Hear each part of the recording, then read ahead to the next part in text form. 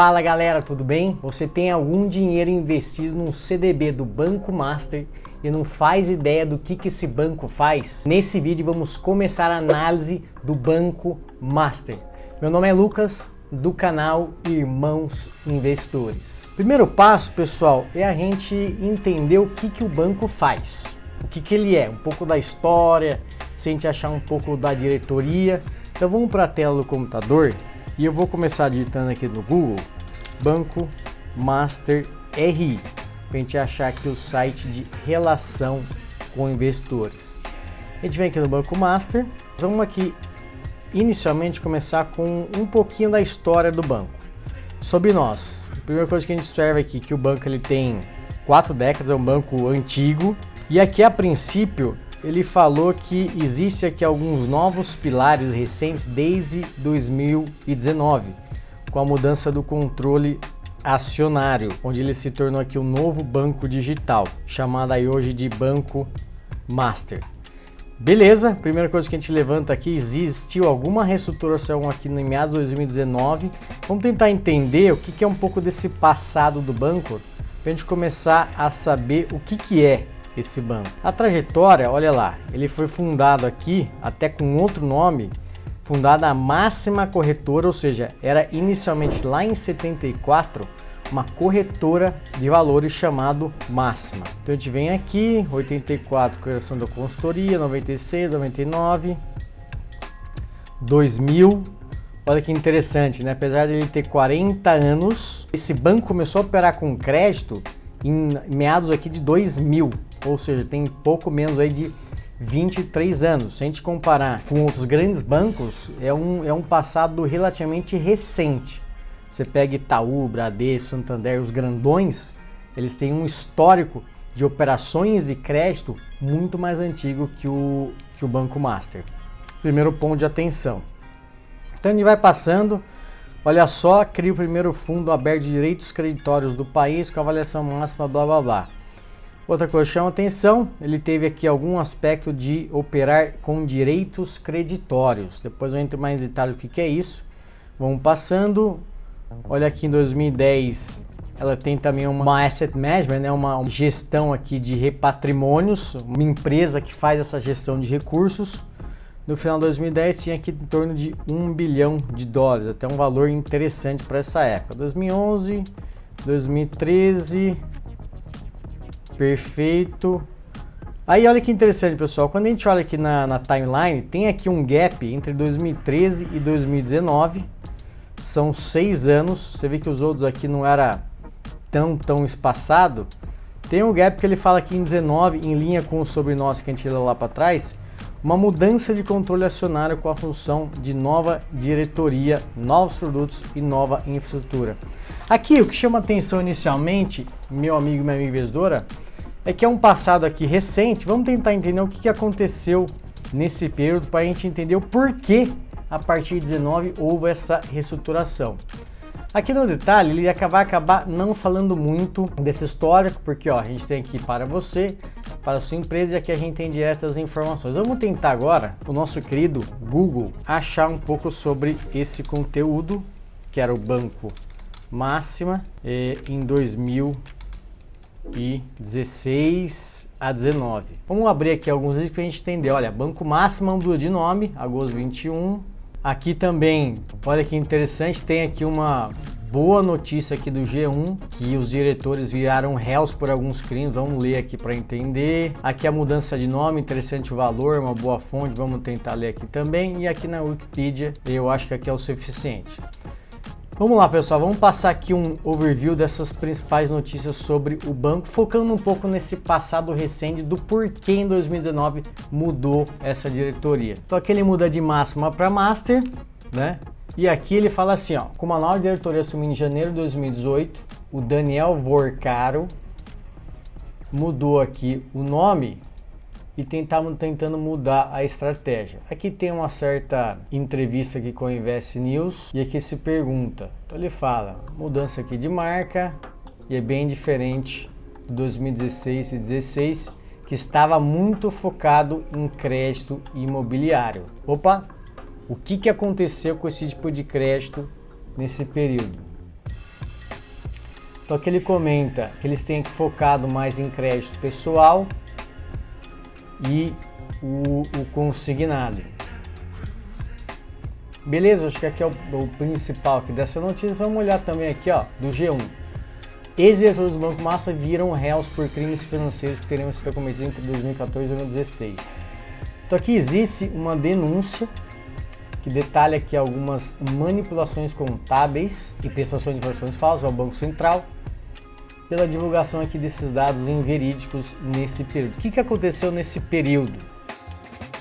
Aqui olha que interessante, o terceiro parágrafo tem aqui um quesito, o diretor-presidente do banco, que era o tal de Saul Sabah, parece que ele dissimulou, que ele enganou o nível de suficiência de capital do Máxima nesse período. O que é esse nível de suficiência? Existe um indicador chamado Índice de Basileia, que vai medir o quanto de patrimônio líquido, quanto que os donos do Máxima têm investido naquele banco em relação ao risco da carteira de crédito.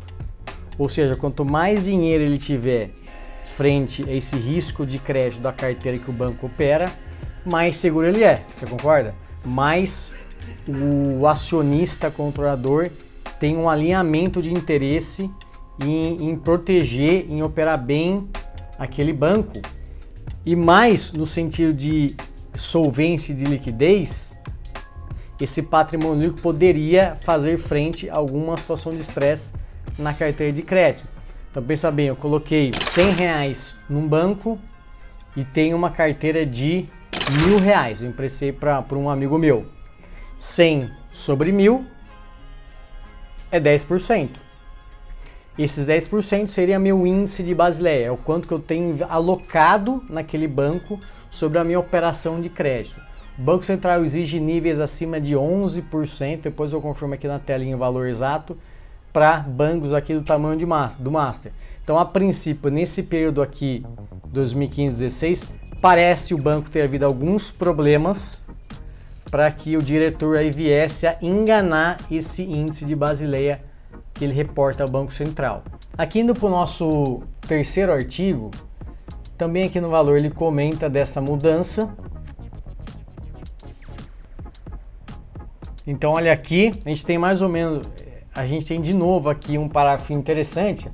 A história do Máxima começou a mudar em 2016, quando o empresário do ramo imobiliário, ou seja, o management ali é do ramo imobiliário, que assim, existe opções de crédito no segmento imobiliário, mas elas são arriscadas, é um setor arriscado. Os outros bancos têm outras linhas, crédito pessoal, consignado, de veículos, para empresas. Então, essa história aqui do ramo imobiliário também chama atenção. Então aqui ele fala também com forte atuação, ou seja, devia ser concentrada essa carteira no crédito imobiliário. O banco sofreu com essa crise no setor e seu índice Basileia ficou quase zerado.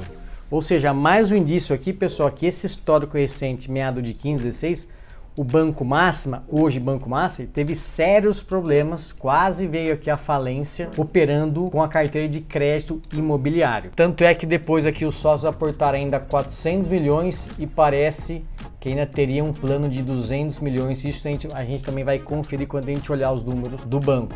Então aqui ele fala que teve esse aporte e começou a mudar essa estratégia. Aqui em trás também ele fala o seguinte, eles tiveram que vender algumas carteiras. No final de 2020, uma carteira de crédito de 3,4 bilhões, 2 bilhões estavam em precatórios, como parte de uma estratégia para desfazer a carteira legada de crédito imobiliário. Então, ou seja, como eles quase quebraram com o crédito imobiliário, eles mudaram, opa, não quero mais operar isso, vou querer operar agora mais em consignado e crédito pessoal. Só que para isso eu fiz aqui uma estratégia de eu comprar aqui alguns precatórios para tentar compensar aí esse desfazimento da carteira de crédito imobiliário.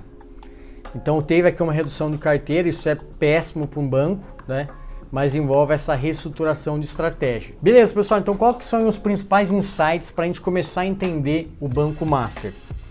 Primeiro, é um banco antigo, tem aí mais de 40 anos.